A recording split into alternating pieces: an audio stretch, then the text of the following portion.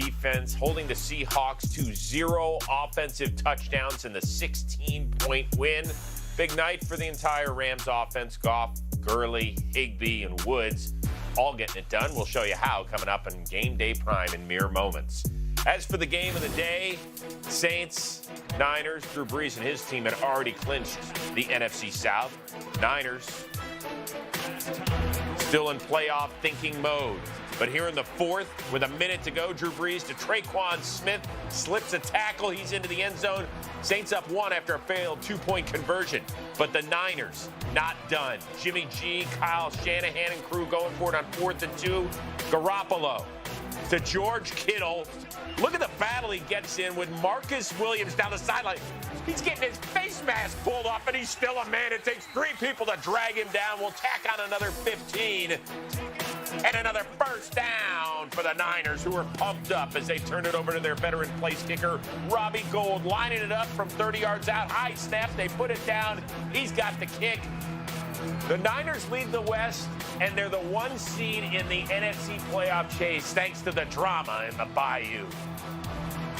But when you go through a game like that, I mean, that was as cool of a game as I've been a part of. A lot of emotions back and forth.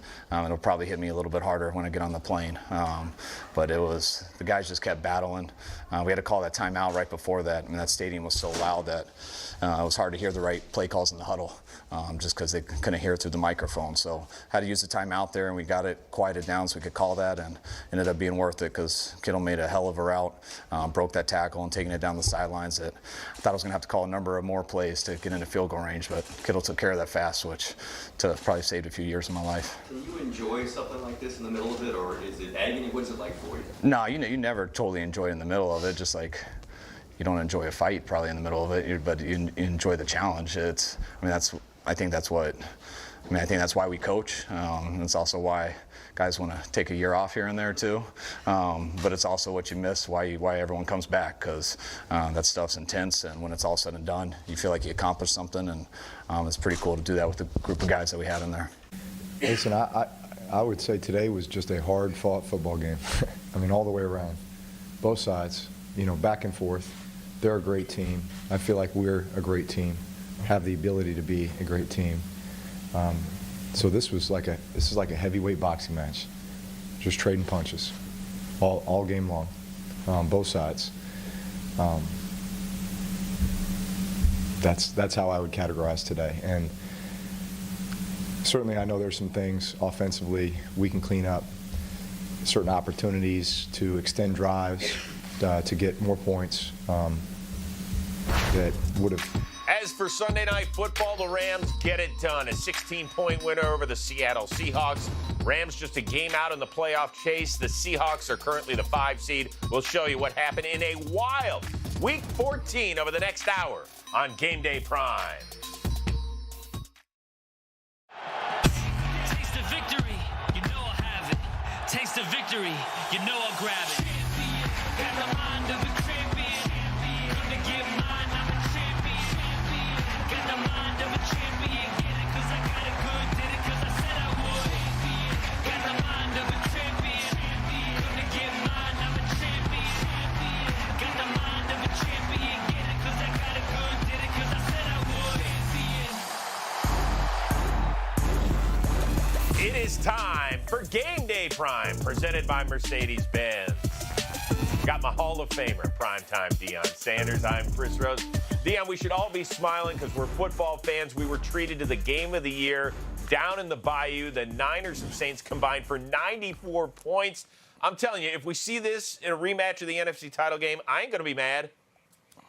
I'm not mad. Too bad both of these teams are in the NFC, because that would have been a heck of a Super Bowl. That was entertainment at its best. Oh, I see. Somebody plugging for realignment. I'm going to write that one down. That's very, very good. We'll break that down, what it means to the NFC playoff chase, but let's get to a little Sunday Night Football.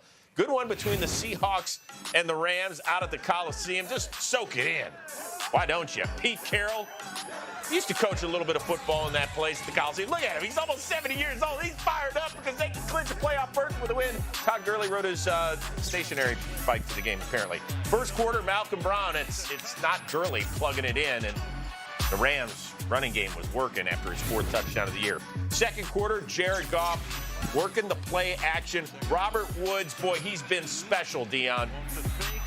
Yeah, yes, he has. I mean, he's been delivering. You have Cooper Kupp on the other side, but that Woods, let me tell you something, man. He gets it done. That was his first touchdown of the season.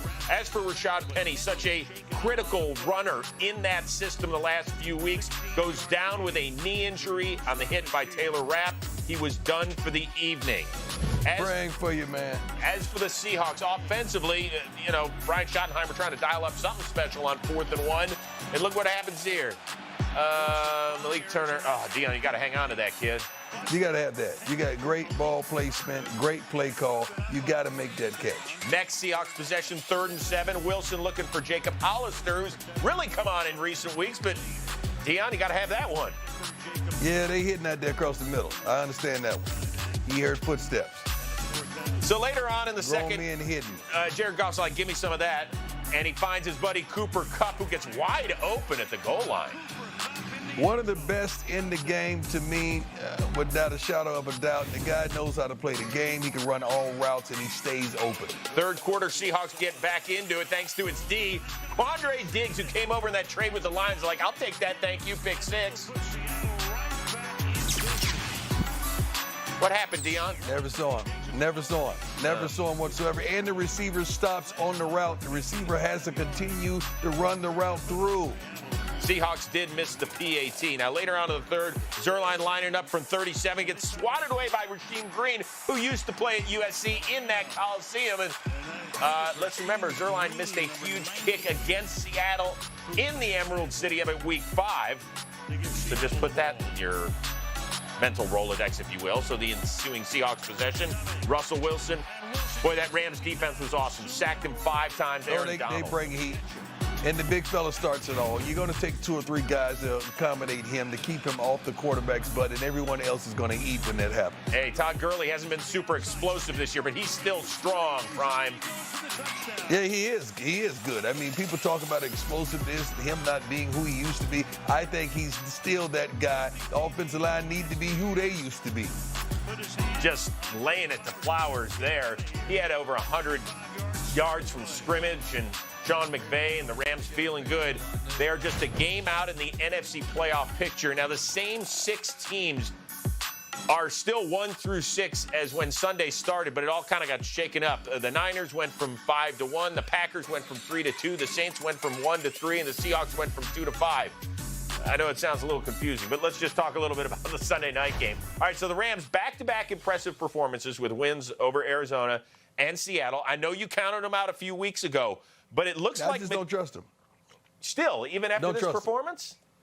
No, whatsoever. I mean, they play well when they want to. It's like a bad little kid, man. It's just bad for no reason. There's no reason they need to play bad at times. Then they come up and surprisingly they get up for the games it seems as though they need to get up for. But the games that they feel like they have an easy win, they don't get up for.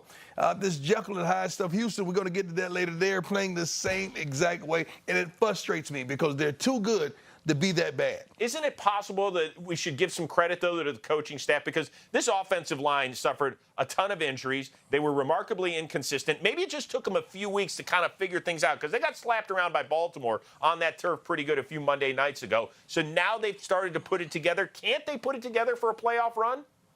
Yeah, they could put it together for a playoff run. I mean, everybody been slapped around by Baltimore, and we got to quit giving passes because every team is dealing with injuries in the NFL. We can't pacify a team just because you're hurt. Everybody's hurt.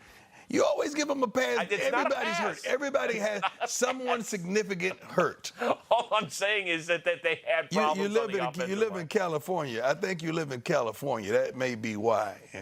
Mm-hmm. Is that what it is? Close to the stadium? That's true. Shh. Yeah. Don't tell anybody, but 4 of the 5 Rams offensive linemen are my neighbors. Shh. Deion, don't tell them anything. Yeah. By the way, so, it's interesting. The Rams have the Cowboys. Then they take on the Niners here on NFL Network on that Saturday game. They finish with Arizona. They win out. If Minnesota slips up, you just never know. They could be playing January. You never know. You never know. And all those teams that you just mentioned, they could beat. Okay. All right. Let's get to one of the bigger games of the day in Foxborough. The Chiefs Patrick Mahomes could clinch the AFC West if things broke their way after win. Tom Brady, they'd won 21 straight at home, including the postseason. On to the second, and Brady picked by Bashaud Breeland. He